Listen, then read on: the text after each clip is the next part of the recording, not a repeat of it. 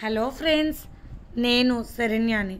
ఇవాళ సంసారం ఒక సాగరం 59వ భాగం చదువుకుందాము. రాసిన వారు మీనా ముక్తేశ్వర్ గారు. అన్నయ్య చూడు ఎంతటి మంచి పనులు చేస్తున్నాడని చాలా సంతోషపడింది.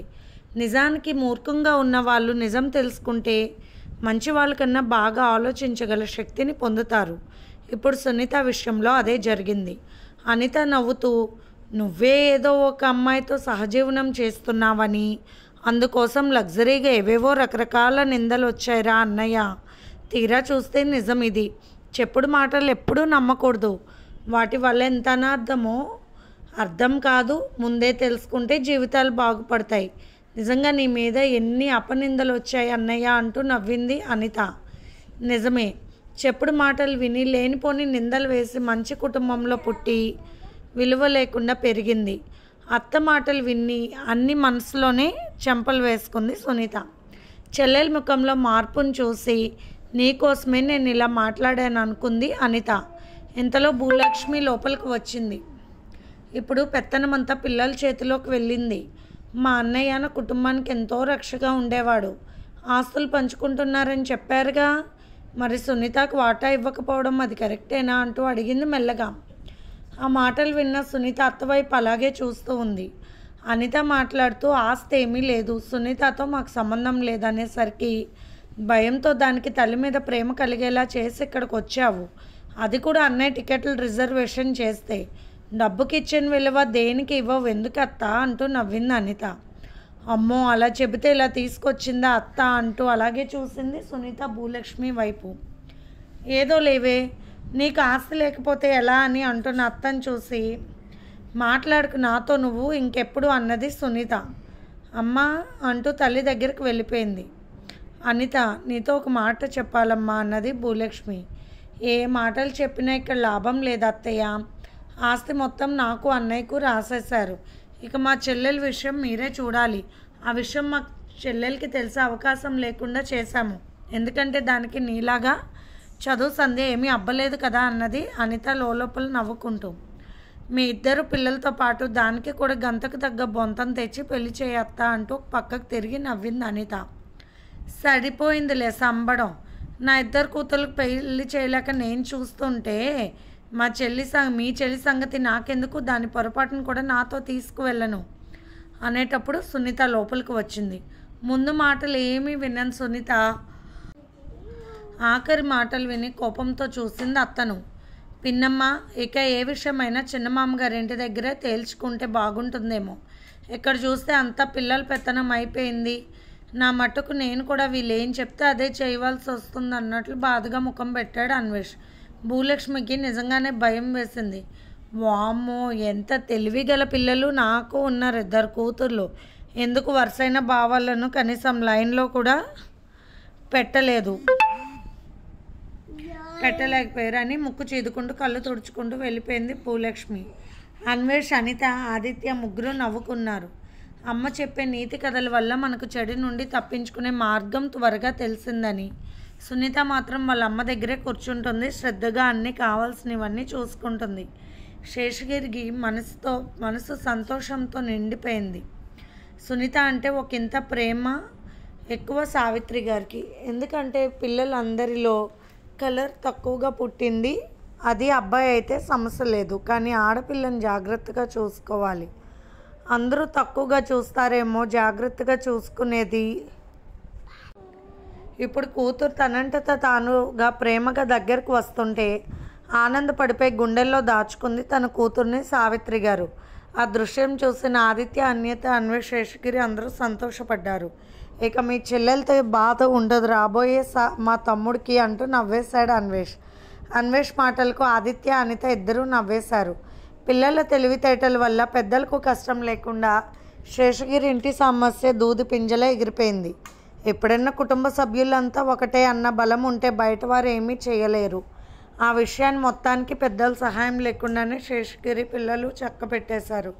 నిజం చెప్పాలంటే ఒక చెడు మంచికే అన్నట్లు ఆ విషయం వల్ల సావిత్రి గారిలో ఉన్న రోగం బయటపడింది. చాలా ఎర్లీ దశలో బయటపడటంతో చిన్న సర్జరీతో సమస్య పోయింది. భగవంతుడిని ఊరికే నిందిస్తాము, కానీ వాడు చేసే ప్రతి లీలలలో ఒక అర్థం ఉంటుంది. ఆ పరమార్థాన్ని తెలుసుకోవడమే మనిషి లక్ష్యం. అది తెలుసుకోవాలంటే జీవితకాలం పడుతుంది. మనకు అనుబంధంతో, ప్రేమతో కుటుంబ బంధాలను, రక్త సంబంధాలను కాపాడుకునే వారి కుటుంబాల జోలికి బయట వాళ్ళకి అంత స్వతంత్రంగా అడుగు పెట్టలేరు. కానీ ఇక్కడ సమస్య పుట్టింది కుటుంబ సభ్యురాలు భూలక్ష్మి వల్ల. అన్నతమ్ముల పట్ల అక్క చెల్లెలకు ప్రేమ, గౌరవం, ఆప్యత ఉండాలి. పుట్టిలు చల్లగా ఉండాలని కోరుకోవాలి ప్రతి ఆడబడుచు. ఎందుకంటే తను పుట్టింది ఆ ఇంట్లోనే కదా. అలాగే అత్తగారింటికి వెళ్ళిపోయిందని ఆడబడుచును చులకన చేయకూడదు అన్నతమ్ములు. ఆ ఆడబడుచుకు అన్నతమ్ములు వెనక ఉన్నారన్న భయంతో అత్తగారింట్లో అమ్మాయికి కనపడని కవచంలా పనిచేస్తుంది పుట్టింటి అనుబంధం, రక్షణ చక్రం. ఆడబడుచు ఇంటికి వచ్చినప్పుడు ఒక ముద్ద భోజనం పెట్టడం, కాస్త పసుపు కుంకుమ, చీర, సారె పెట్టి పంపడం పెద్ద ఖర్చుగా భావించి ఆమె మనసును బాధ పెడతారు. అది చాలా తప్పు. ఆ ఆడపిల్ల పుట్టింది ఎక్కడ అన్న విషయాన్ని ఒక్కసారి గ్రహించండి అన్నతమ్ములు. భార్యాభర్తల బంధం గొప్పది, కానీ ఆడబడుచు దీవెన కూడా ఉండాలి ఆ సంసారానికి. ఆడబడుచులను గౌరవించాలని మన పురాణాలు చెబుతున్నాయి.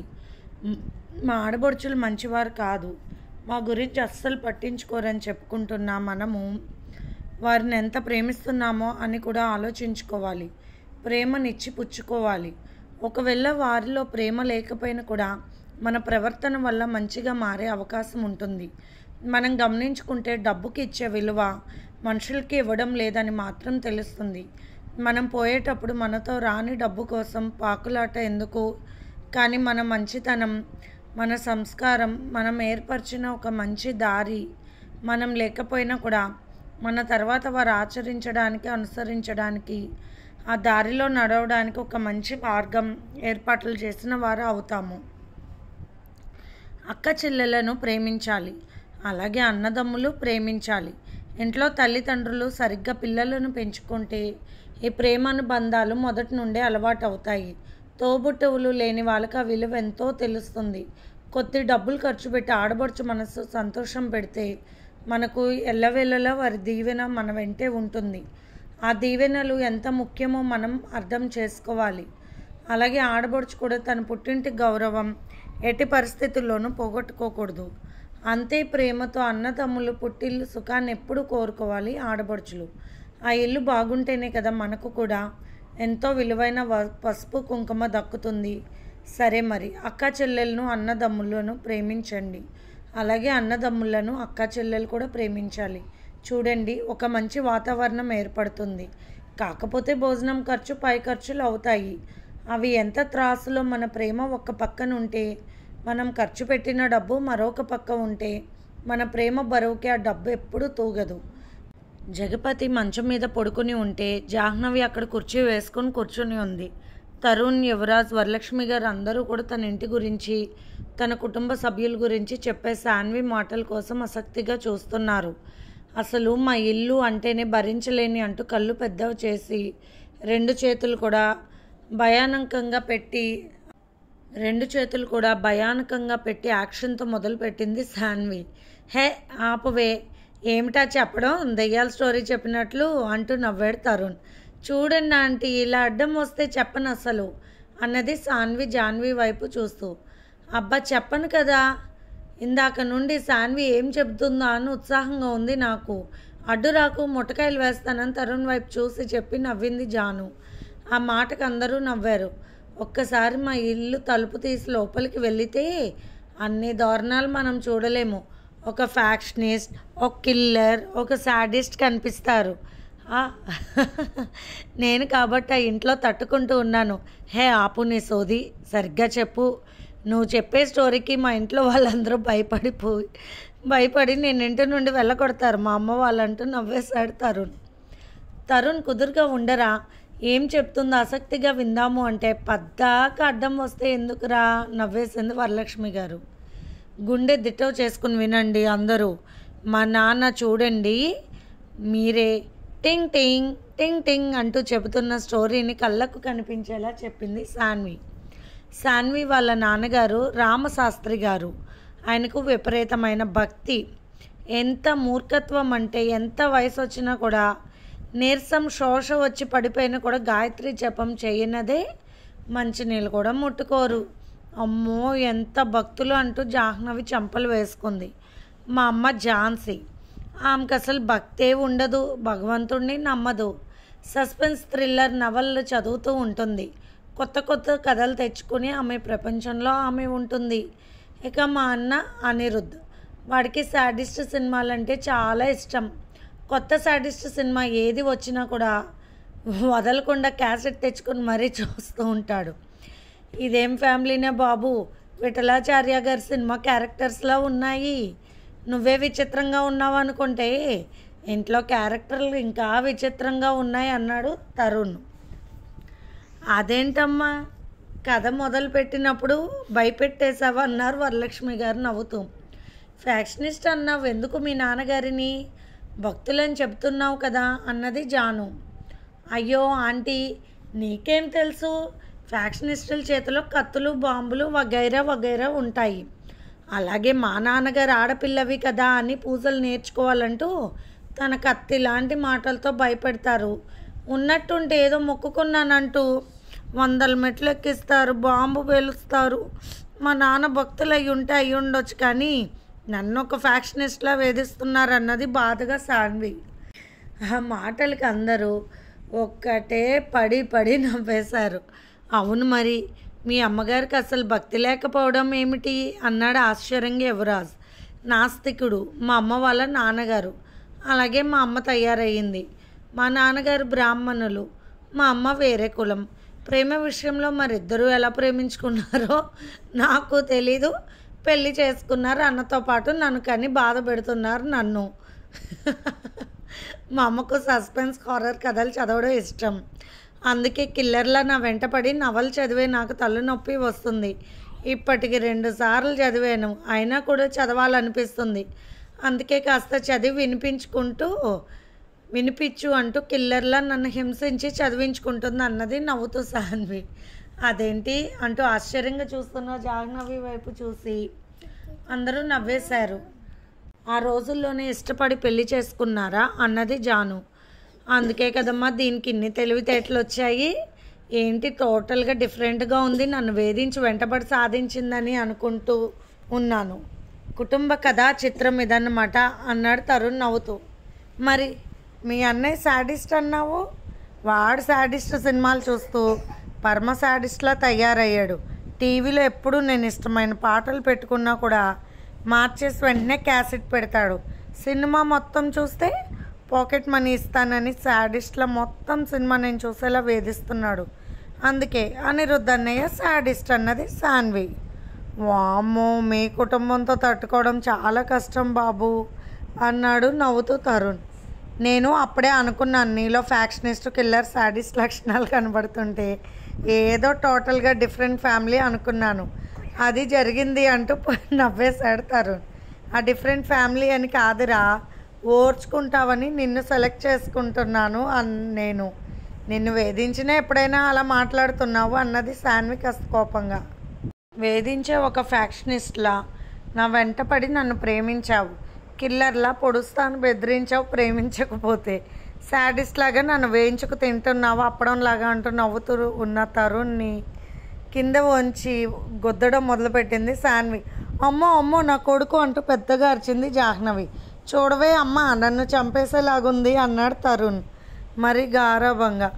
మా క్యూటీ ఆంటీని బాధ పెట్టడం నాకు ఇష్టం లేదు, అందుకే వదిలేస్తున్నాను అన్నది నవ్వుతూ సాన్వి. నా ఫ్యామిలీ వారి ఇష్టాలను గ్రహించి నువ్వు మా ఇంటికి అల్లుడు కావాలి అదేరా అని చెప్పేది అన్నది సాన్వి బాధగా ముఖం పెట్టుకుని. ఓరి నాయనో, నీ ఒక్కదాంతో పడడమే కష్టం, ఇంకా అంతమంది శాడిస్టులు ఉన్న ఇంట్లోకి నేను అల్లుడుగా రాలేను, క్షమించు కనుకొడుతూ అందరూ నవ్వేశారు సాన్వి తల్లు పట్టుకోవడం చూసి. ఇంతలో గేట్ తీసుకుని భూలక్ష్మి దంపతులు నివేద ఆద్య వచ్చారు. వరలక్ష్మి గారు వాళ్ళని చూసి రండి రండి అంటూ నవ్వుతూ పలకరించారు. అందరూ ఒకరినొకరు చూసుకుని సంతోషపడి పలకరించుకున్నారు. సాన్వి వైపు నివేద ఆద్య అలాగే చూస్తున్నారు. తరుణ్ని ఆనుకుని కూర్చున్న సాన్వి వైపు కోపంగా చూసింది నివేద. ఈ అమ్మాయి ఎవరు అన్నది భూలక్ష్మి చిరాగ్గా. ఇంటికి కాబోయే కోడలు అంటూ నవ్వారు వరలక్ష్మి గారు. ముందే శేషగిరి వరలక్ష్మికి ఫోన్ చేయడము, భూలక్ష్మి ఏ పని మీద వస్తుందో చెప్పడం జరిగింది. అందుకని కుటుంబ సభ్యులందరికీ కూడా భూలక్ష్మి ఎందుకు వచ్చిందో తెలుసు. అన్నయ్య ఎలా ఉంది అంటూ జగపతి దగ్గర కూర్చొని ఏడవడం మొదలుపెట్టింది భూలక్ష్మి. శాన్వి ఆశ్చర్యంగా అలాగే చూస్తూ ఉంది. అయ్యో ఎవరు మీరు, కొత్త ఆంటీ గారిలా ఏడుస్తున్నారు, అంత లోకంగా ఒక్క కన్నీటి చుక్క కూడా రాకుండా అంటూ నవ్వింది శాన్వి. ఎవరివే నువ్వు, మా అమ్మని అంటావన్నట్టు చూసింది నివేద. అయితే యువరాజ్కి సంబంధం కుదిరిపోయిందనమాట, వాడే ప్రేమించాడా అంటూ ఆశ్చర్యంగా అడిగింది భూలక్ష్మి. లేదు లేదు, శాన్వి తరుణ్కి కాబోయే భార్య అన్నది జాహ్నవి నవ్వుతూ. ఆ విషయాలు ఎందుకు అంటూ ఎలా ఉంది ఆరోగ్యం జగపతి అంటూ పలకరించారు భూలక్ష్మి భర్త. బాగానే ఉంది బావగారు అంటూ చెప్పాడు జగపతి. భోజన కార్యక్రమాలు ముగియడంతో అరగంటలో మళ్ళీ వంట చేసి భోజనాలు పెట్టారు భూలక్ష్మి కుటుంబానికి. యువరాజ్ వైపు చూసి, అబ్బో ఈ నెలవాడిని నేను చేసుకోను, నాకొద్దు గోల అనుకుంది. ఆద్య వైపు చూసి జాహ్నవి అన్నది, చాలా చక్కగా ఉంది ఆద్య, నివేద కూడా బాగుంది అన్నాడు జాహ్నవి. జగపతి ఆద్య వైపు చూసి, ఈ అమ్మాయి బాగానే ఉంది, మెత్తకు మనిషిలాగా కూడా అనిపిస్తుంది అనుకున్నాడు మనసులో. అత్తమ్మ నువ్వంటే నాకు ఎంత ఇష్టమో అన్నది నివేద జాహ్నవి దగ్గరకు వచ్చి. బ్యూటీ ఆంటీ అంటే నాకు మరింత ఇష్టం అన్నది శాన్వి జాహ్నవికి మరొక వైపు వచ్చి. భోజనాలు అయ్యాక వరలక్ష్మి దగ్గర కూర్చున్న భూలక్ష్మి, అక్క నువ్వైనా మాట్లాడు, ఒక పిల్లకైనా ఇక్కడ సంబంధం కుదుర్చుకునే యోగ్యత నాకు లేదా అన్నది కోపంగా. అవన్నీ వదిలే, భగవంతుడు రాసి పెడితే తప్పదు, బలవంతంగా చేసుకోవాలనుకోవడం తప్పు అన్నారు వరలక్ష్మి గారు చిరాగ్గా. జగపతి ఇల్లంతా సందడిగా ఉంది. ఆ మరుసటి రోజు బయలుదేరి వెళ్ళిపోయారు యువరాజ్, తరుణ్, శాన్వి బెంగళూరుకి. అయినా పిల్లలకి సంబంధం అడగడానికి వచ్చామని అడగాలి కదా అంటూ భర్త చేతి మీద ఒకటి వేసి కదిపింది భూలక్ష్మి. తరుణ్ అయితే తనకిష్టమైన అమ్మాయిని తనే చూసుకున్నాడు. యువరాజ్ ఇష్టం ఏమిటో నాకు తెలియదు, ఏదైనా పిల్లలు ఇష్టం లేకుండా నేను ఇష్టపడి సుఖం లేదు అన్నాడు జగపతి. అదే ఏంటండి, చెల్లెలు వచ్చినప్పుడు అలా మాట్లాడతారా? ఏమైంది, నివేత్తాను పెద్దవాడికి కలుపుకోవచ్చు కదా అన్నది జాహ్నవి. నేను చేసుకోనత్తా, నేను బయట వాళ్ళనే చేసుకుంటానులే అన్నది నివేత్త. మరి మీ అమ్మ అడుగుతుంది కదా అన్నది జాను నవ్వుతూ. నలుపు అంటే నాకు ఇష్టం ఉండదని, అందువల్ల నేను చేసుకోలేను భావని అన్నది నివేత్త. ఆ మాటకు బాధ అనిపించింది జాహ్నవికి. మీ అమ్మకన్నా ఆ రాకులు ఎక్కువే చదివినట్టున్నావుగా, నువ్వైనా ఈ ఇంటికి తగ్గ కోడలివి కాదులే అన్నారు వరలక్ష్మి గారు కొంచెం కోపంగా. పెద్దమ్మ బావకి ఇష్టమైతే నాకు ఇష్టమే అన్నది ఆద్య నవ్వుతూ. ఆ మాట అందరూ పెద్దవాళ్ళు విన్నారు. ఆ రోజు రాత్రి పడుకున్నప్పుడు జగపతికి జాహ్నవి చెప్పారు. నాకు ఇష్టము అని అంత చక్కగా చెప్పింది ఆద్య గురించి నాకు చెప్పారు పిన్ని, చాలా మంచి అమ్మాయి అని. ఇది ఫ్రెండ్స్ ఇవాల్టి ఎపిసోడ్. రేపు ఇంకొక ఎపిసోడ్తో మేము ముందుకు వస్తాను. మీకు కనుక స్టోరీ నచ్చితే లైక్ చేసి షేర్ చేసుకుని సబ్స్క్రైబ్ చేసుకోండి. అలాగే మన ఛానల్లో ప్రసారం అవుతున్న పాజిటివ్ థాట్స్ కూడా చదివి లైక్ చేయండి.